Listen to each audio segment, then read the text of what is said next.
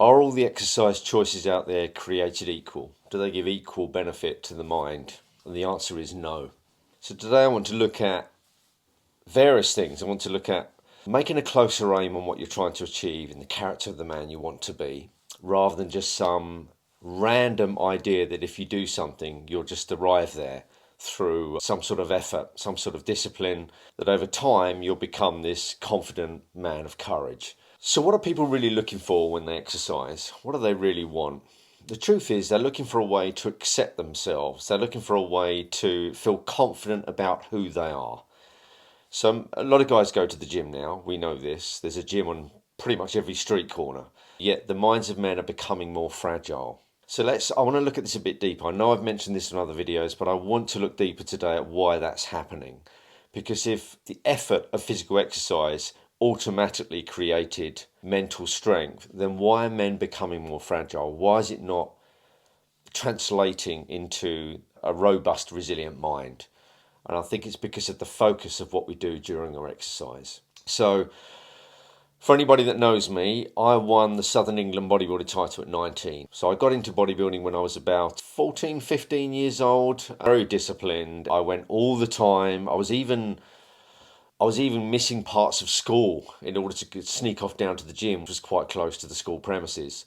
And in the end, they just gave up because I just kept doing it, and they just let me do it. So when the other kids were playing squash, football in this YMCA gym centre, I was the one that was in the weight training gym, and in the end, they just let me do it. So I was really disciplined. I was really disciplined to what I ate. In fact, I was fanatical. I was obsessed. At 19, I ended up winning the Southern England bodybuilding title, and I've written about this a lot, spoken about it a lot, but I stood on that stage and with the winner's trophy, and I thought to myself, I still feel frightened. I still feel terrified. I don't feel any different. And the truth is, I wasn't any different because what I'd focused on was a physical look over a mindset that was really going to make me be content with who I am, accept who I am, and achieve great things in life. And it just didn't do that. And I noticed in the gym, this was an old school gym, so there was no women there. There was no lycra uniforms. There was no lycra costumes, and there was none of that. It was just a spit and sawdust free weight gym, and it was full of bouncers, bodyguards, serious martial artists. It was and obviously serious bodybuilders, and I noticed that when the martial artists came in, they had a completely different presence about them than the bodybuilders. If I've got to be completely honest, I never really saw a secure bodybuilder in that gym that didn't feel a sense of inadequacy. And I saw that in the way they behaved, in how they spoke, in how they behaved outside of the gym. It was in every part of them. They just relied on how they looked. So everything was about gaining external attention. But the martial arts guys that came in, this is a long time ago. These guys were incredibly tough. They had a different air about them. They wasn't there to impress. They quietly got on with their workouts. And I noticed the bodybuilders used to tiptoe around them because they knew that these guys were really tough. They seemed worlds apart. Mental strength and self-acceptance, which is the main thing. The ability to accept oneself, to be comfortable in one's own skin. And it was obvious to me that these guys were a breed apart, if I'm really honest. I didn't follow them. I didn't delve into martial arts for the same reason the other guys didn't do it. They were too frightened. Bodybuilding was sculpting the exterior body was the easier option than walking into a tough martial arts dojo, a tough martial arts gym. It's the easier option. It still is the easier option. So what I did after the title, I fell incredibly ill. It hit me. I was suffering from childhood trauma. That this was the whole reason I was training. I didn't really understand that at the time. I had a massive breakdown. I was ill for probably 3 to 5 years. And afterwards, during that time, it allowed me to process it. And I thought to myself, what am I actually trying to achieve here? What am I actually trying to be? Who do I want to be? I'd never asked myself that question.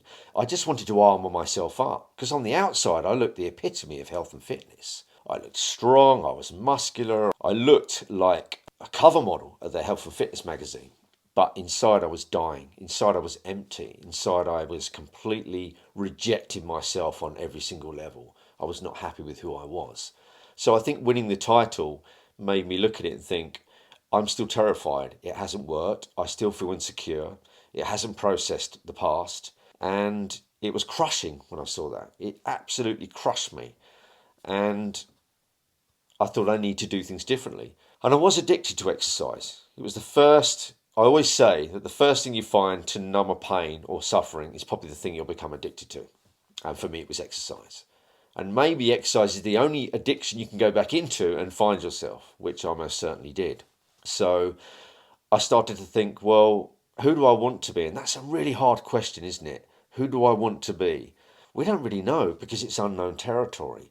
But what we do know is what we want to escape from, the habits and traits we want to let go. So you can start with that. You can write down, I don't know who I want to be. I don't know what life could look like on the other side. But what I could do is start with, what habits do I want to escape? What am I not happy about myself? And maybe it's, and you've got to write everything down. You've got to be brutally honest, without judgment, but brutally honest. So if you start writing things down like, I'm a jealous person, always lying, I eat junk food, drink too much alcohol, whatever it is you know is holding you back, what has negative consequences on your life in one way or another, you just do a list and write it down. And once it's written down, it gives it some light. It's now become real to you rather than automatically running in your unconscious mind without you even realizing it. So sometimes people don't know they lie all the time. Some people don't know they avoid difficult situations all the time. But once they write it down, it's there, it's out in the open, and then you can do something about it. And that's the first point to start with.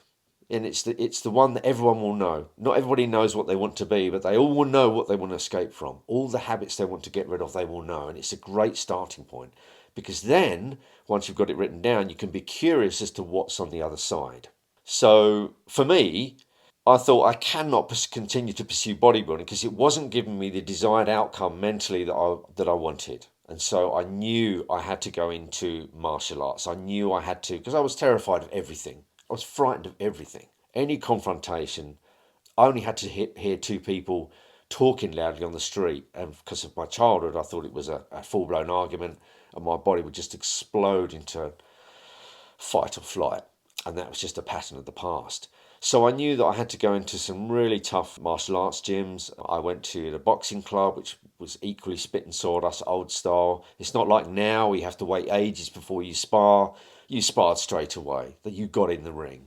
The judo clubs, you can't fail not to have a certain amount of fear in these clubs because they're so testing, they're all full contact. So anything like that will give you the desired outcome you're looking for.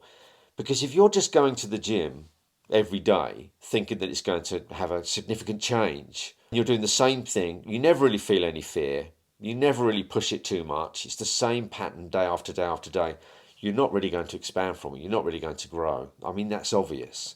But if you put yourself in a different environment or train with some different guys that are going to push you and bring you to another level, then it's going to have a change in mindset and your character. So it's really important to write down what you want to escape from. And then you can look at your life and go, okay, well, I've got my list. How should I exercise in a way to facilitate change in that list? How should I eat to facilitate change in that list? Because one of your things on your list may be junk food. It may be food, sugar. You just can't stop. So you know you need to escape from it.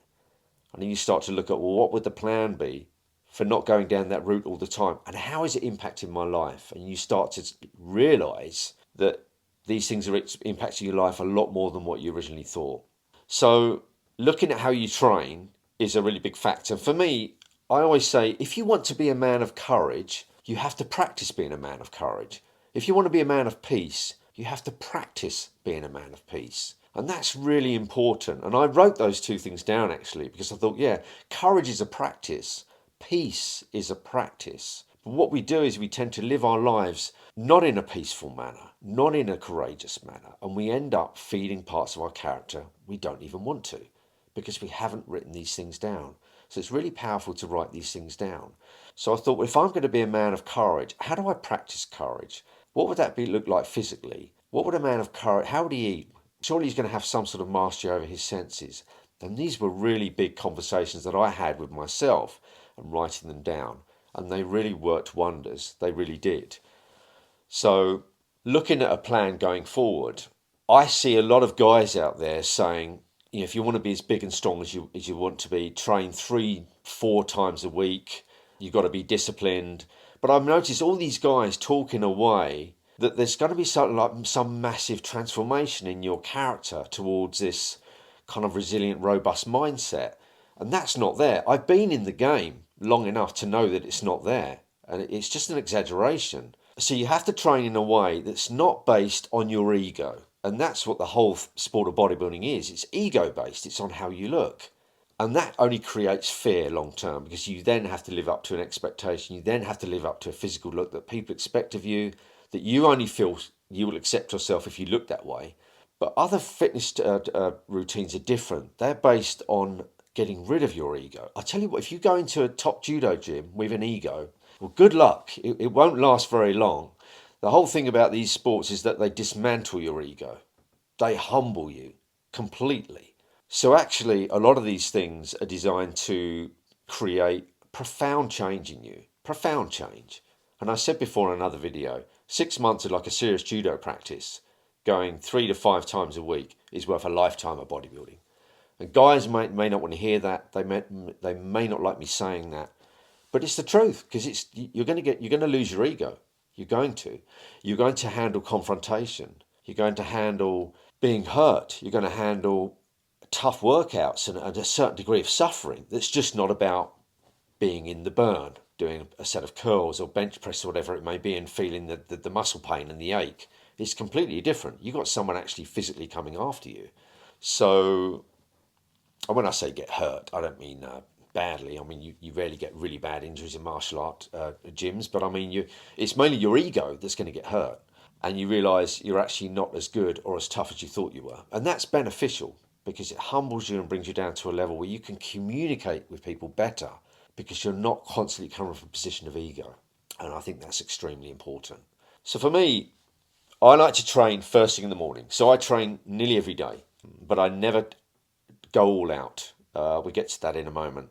So I train every day because it sets up my mindset for the day. So I'm a full-time coach. I'm doing videos as I am now. I'm doing blogs. I'm doing posts. I'm very, very busy. I have 3 children. But training first thing sets my mindset up. So for one day I may do some kettlebell and club bell work. The next day I'll be just working on the bag and something more explosive. But I tend to eat every single day, except maybe 1 or 2 days a week at the weekend. Because I'm still, even now, thinking I'm about to expand even more with what I'm doing. So I know that I need to be completely on the ball with where I'm going now and the future I'm creating and the character that I want to be. I'm constantly expanding, constantly learning. So for me, my physical training is the foundation of that. So I'm careful what I eat, careful with how I train. And it's funny because I spoke to a heart surgeon once, and he said, he was a marathon runner, and he said, which is another benefit, he said the heart adjusts better if you're elevating your heart rate in training every day, rather than having 2 to 3 shock sessions a week. The heart is not so healthy with that kind of system, so it's better if you do a little bit every day and raise the heart rate to a certain level. I'm not saying that's wrong, I'm not saying it's right, but this came from a heart surgeon, very fit guy, really knew his stuff. That was his opinion on things. So you can take from that what you will. Let's look at some of the Olympic athletes that I've heard speak, and obviously and even attended one speak up in London. I remember attending a talk by Chris Hoy. He's probably my most successful Olympic athlete of all time, a multitude of gold medals. And I remember he said there was once a week where they hit it really hard on the bikes. And he said the delivery guys used to come in after us. We all be lying on the floor in shock because we put so much effort in. And he said, but not every day was like that. Some days we'd be on the bikes just spinning our legs. But there was a particular day, I think it was Tuesday or Wednesday, they really went for it. So it's kind of like a midweek session. They didn't do that every day. And I think this is what guys get wrong. They go far too hard, far too much every single day, and wonder why they get angry, mood changes, fatigue, can't focus. Nobody trains that way. And then there was James Cracknell, obviously the rowing Olympic athlete, who also went on to be an incredible endurance athlete as well. I remember hearing him speak about his coach, and his coach saying, always save some for the next day. So for them, it was about daily training, constant improvement, rather than just constantly shocking the body. So they're really handy things to know. My own judo instructor, who's is quite well known now, used to be, back in his day, used to be a TV star as well, is the Superstars champ, Olympic medalist Brian Jacks. I had some great sessions with Brian. That guy was so tough, so fit. I mean, he used to do a 4-set superset weight training set in the mornings of about 8, 9 exercises back to back. Then he'd do it again and again and again 4 times. I couldn't even do that. And then he'd go on to coach judo, training judo for hours in the afternoon, throughout the evening. I mean, he was just an endurance machine. I never had the capability to do that. But it did give me an example of that mindset of a warrior that's always ready and could really push the boundaries of what people thought was possible. And he was extremely successful judoka, extremely successful athlete from what he did. And yeah, it's just, but he did that every day, and I can't believe he did such a tough routine every day, because it was really tough. But it just shows what you can get used to. And Brian was an exceptional fit athlete. He was just undefeated in the TV Superstar series, and to work with somebody like that personally in a very small group was just really enlightening, because it really made you realize what you're capable of if you just step out of your comfort zone, and also the boundaries you put upon your own mindset of what is and what isn't possible. And I'd also like to mention the other side of things, like to be a man of peace, you have to practice being a man of peace. My morning routine also consists of a great deal of meditation and Chinese Qigong, the breathing exercise they do. I practiced it for many, many years. I know many martial artists do that. In fact, the best martial artists I train with tend to have a really healthy blend of this soft style training, as they called it, meditation, breathwork, Qigong, and the harder training. And I've always done them. And I think the combination of doing that soft style breathwork, meditation, Qigong with the hard styles training just fuse together so perfectly. And they create a mindset that, I can sum up in our slogan, be kind but be fierce. That soft and hard, physical and mindset unified together to give you a character that has elements of soft and hard, kind and fierce. So I hope this has given some idea of when you exercise. Firstly, what are you looking to achieve mindset wise? If you're unsure, write down what you want to escape from. Write down the characteristics you have that you just know that if you let them go, there'll be a better life around the corner. They're holding you back, and to realize and identify where they hold you back and how they hold you back. And just going to the gym probably won't do that. It's not going to give you what you want in terms of escaping from that. Obviously, if you're doing any training, it's good, but we miss how we can make that so much more powerful. We really miss that. And we can capitalize on that by doing something a little bit tougher, a little bit more testing. Maybe even you'd be like the heart surgeon who competed in marathon running. Maybe even competing would bring out that streak in you of a harder edge, of going after a competitive streak and competing against other men to get a better outcome in the character you're trying to develop. Maybe to look outside of what you're doing now. The easiest way to find out is if you're staying the same. If you still have the same fears, you're not changing, you're still shrinking away from difficult situations, then it's just not working. You may look great, you may be cardiovascularly fit, but we've never been interested in that on Unlimited Courage. If it's not changing you in terms of your character, if it's not having a profound change and impact on your life, then what's the point? You can be better, you can do more. Maybe even your training is reinforcing the traits you really want to let go. Maybe it's covering them up. So do be honest with yourself when you write that down. Secondly, the more you do it, the better. So if you can do a daily practice, something that's really going to change you, it's easier, I find, to do something every day. If it's in your daily timetable, you're going to do it, than thinking, oh, twice a week I do this. It's harder to adapt to that because it's only twice a week. If it's something daily, and it doesn't have to be long, then you'll probably adapt to that far more and be far easier because it becomes part of your daily routine. And lastly, put the physical look to the back in the backdrop. Okay, I know practically all men that go to the gym put it at the top, how they look, what the weight they lift, put it to the back and put the mind stuff first, what you're trying to escape from. that character you really want to be. Make that the guiding light. Make that the main thing, and put the physical look and everything else into the background. You can have both. You can look physically great and you can have the robust character to go with it. But just don't make the mistake that I think over 90% of men are that go to the gym. That if I go to the gym and I look like this, I'm going to instantly arrive into this man I've always wanted to be. It's a lie. And it's one of the big gym lies, actually. And I've been in that industry. I was there for many years. I won a Southern England title. I qualified for the Mr. England. And I can tell you it doesn't work. It is a big lie. You will not change your mindset on that level just by looking good. And that's just the way it is. And I'm just being honest. And I don't think there is enough honesty about that. I see so many videos of guys saying, if you see a guy that trains regularly, you know that he's mastery over his life, he's master of this, master of that. It's just not true. We know that because mental health in men now is an extremely serious issue. And if it was that effective, we wouldn't be in the situation we're in. So it's one of the big gym lies. It's not true.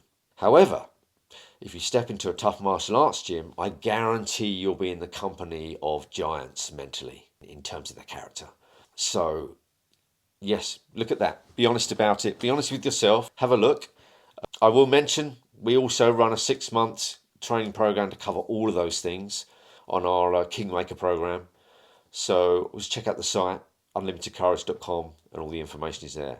But the main message is try and bring as many things in your life as you can to aim at the same target. And that initial target is your character, because it's all you're going to be left with.